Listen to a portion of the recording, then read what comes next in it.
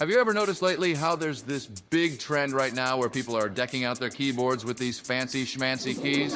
No, really. I was online the other day and I saw this keyboard with some really weird keys. So I'm looking at it and I'm like, what are these keys?